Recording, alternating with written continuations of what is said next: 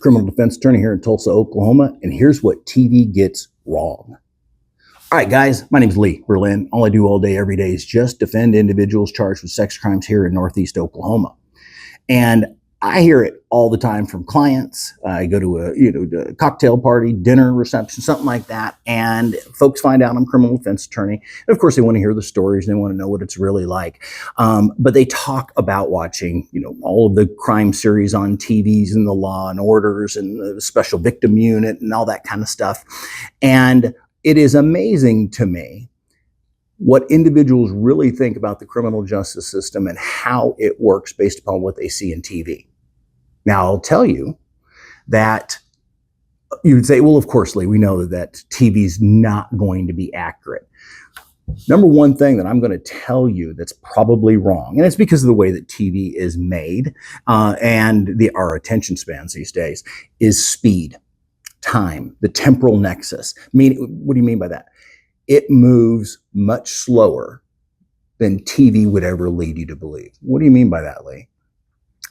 When you're watching a TV drama, whether it's a 30-minute or an hour long, they've got to go from the crime itself, the reporting through the investigation, the charging decision, all of the pretrial motions and hearings that go on to trial, to resolution of that trial and any of the other after stuff. And not 1 hour, because you're taking about all of that time away for commercials, which seem to be longer and longer. So imagine in about 35 to 40 minutes, you have to tell this entire story. And it makes it seem as if this process is ridiculously fast. And I would tell you, considering that the last case I just got done trying lasted 4.5 years, from accusation to jury trial. Now, is that a little longer than most? Yeah. But 2 years is not uncommon. And so what you start to think when you're looking and watching TV is, man, this stuff moves at a ridiculously fast pace.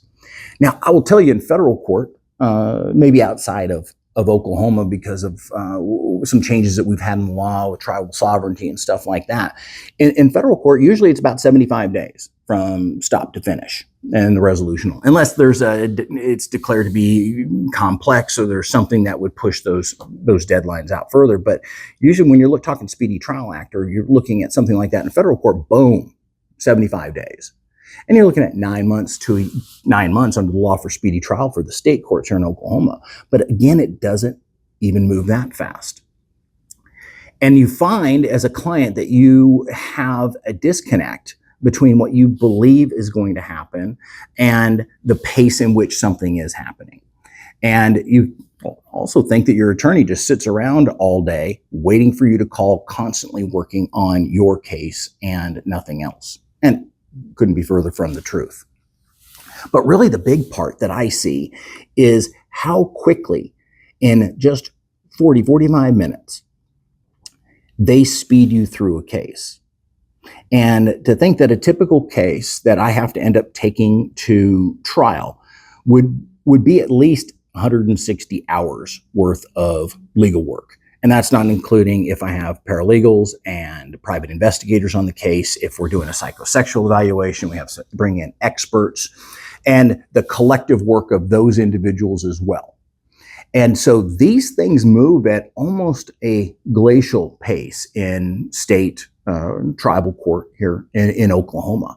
And so, yeah, it's not really as sensationalized as you might have thought about what's the number one thing that's different. But it is the one that has, I think, one of the greatest impacts on the client, because a lot of times they're removed from their home. They've lost their job. They're burning through their savings if they even have any left. They're a social pariah. They feel like they're on an island and they're all alone, that no one loves them, no one cares about them, and that they don't have any future. And I see a lot of times clients get not only lawyer fatigue, but case fatigue, where they just want it over. And we had one of these recently out in Rogers County. I had been fighting this case for 2.5 years, and the client just didn't have the legs for it. And it wasn't financially. It was just emotionally, psychologically. His work wasn't going to fire him if he took a deal that was probation. His wife wasn't going to leave him. He's still going to be able to stay in the home.